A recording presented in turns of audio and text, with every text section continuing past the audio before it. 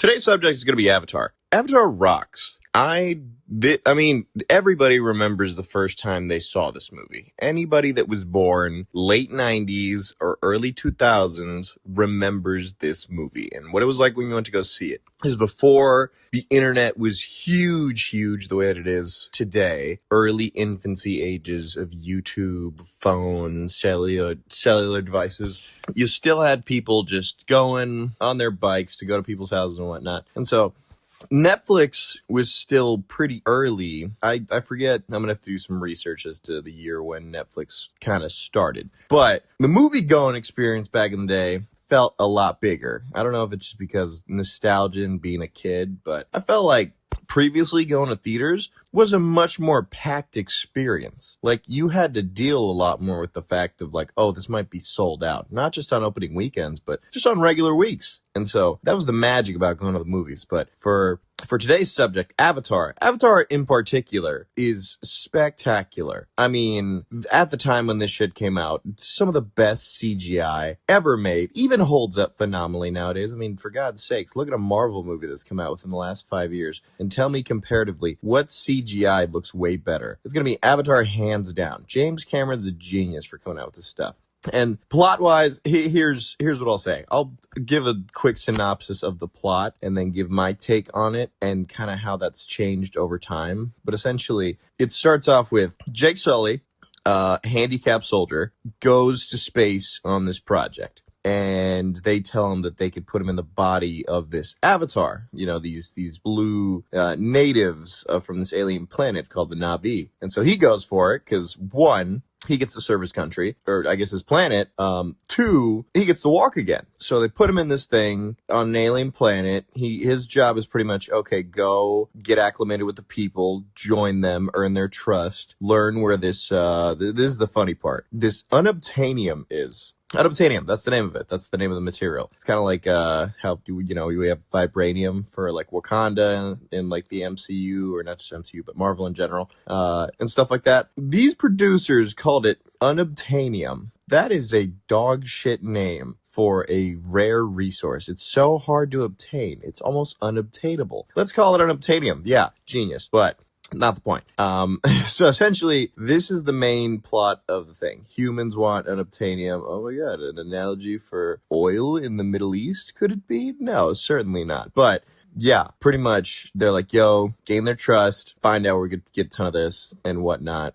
And it goes well. He hits it off with one of the native women of the tribe. She's suspicious of him at first, but slowly gains his trust as she teaches him the ways. And what do you know? They start banging at some point. They have this weird tail sex, which is odd because the same way that they have tail sex is the same way that they connect to other organisms in this world, like, you know, riding horses or riding these like winged dragon things that they can capture and tame.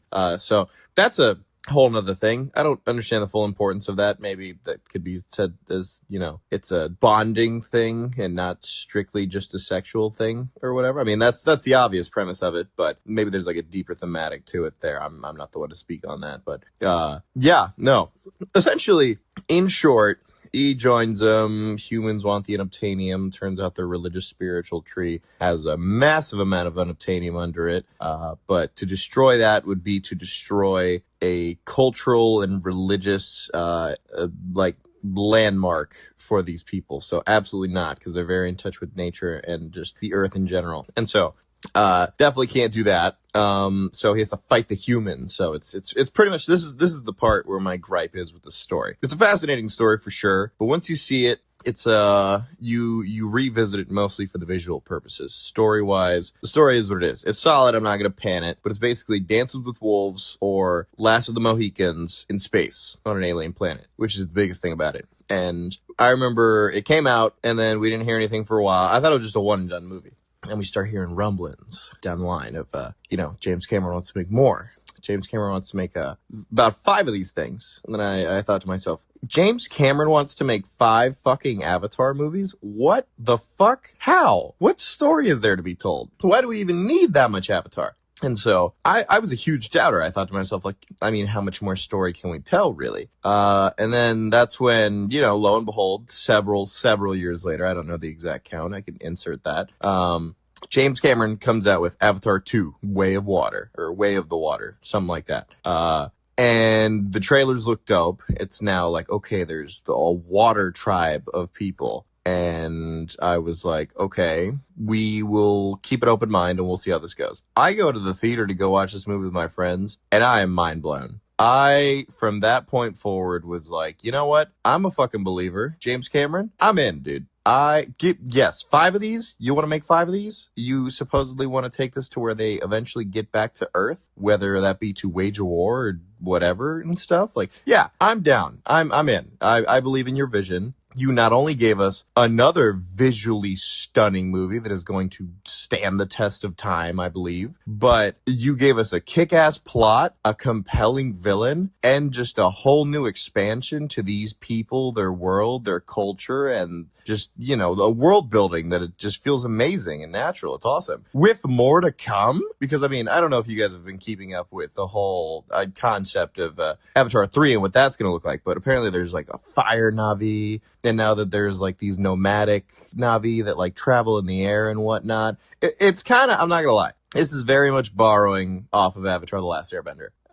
So I know that there's going to be a lot of, critiques there and gripes about that being like, yeah, you're kind of just jacking like someone's style. Because, who knows? But I'm excited to see how it happens. Yes, there are some similarities there, but I'm excited about it. I think it'll be done well. I believe in James Cameron, his vision. This is one of the last franchises where a director truly fucking cares. Because the studio told James Cameron, no, we're not going to invest $2 to $3 billion in Avatar 2. To which he essentially told them, hey, one of my movies alone paid for this entire fucking building. So if I want to make Avatar 2 and spend $3 billion on this thing in the hopes that we even break even and can make a profit off this thing, then I'm going to fucking do that. And honestly, I respect it heavily.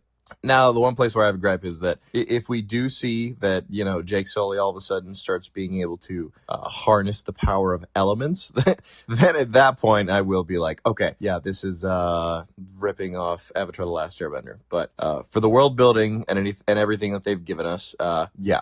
Great movie. I've enjoyed it thoroughly. I think it's fantastic. I'm excited to see the third one. I've heard pretty good things so far, just off of production stories and what I've read online. And I'm all for it. I love long movies. Like, why would you not want to spend more time, especially in such a rich world like that? Like, my friends sometimes complain, like, oh, a 3-hour movie, I don't want to do that. And it's like, dude, give me a fucking 4-hour movie. I know that's a bit extreme, but I love long movies. I will stand by that. And if it's a good story that's worth telling, then fuck yeah. I thought Way of Water was the perfect length of time. I need to rewatch it just to give it some more thoughts before heading into the third one sometime here in the future. But overall, yeah, I'm on board. I think it's fantastic. And shout out James Cameron. James Cameron is a visionary. That man really puts in like his heart and soul to making these things. And I respect him heavily for it. So thank you, James.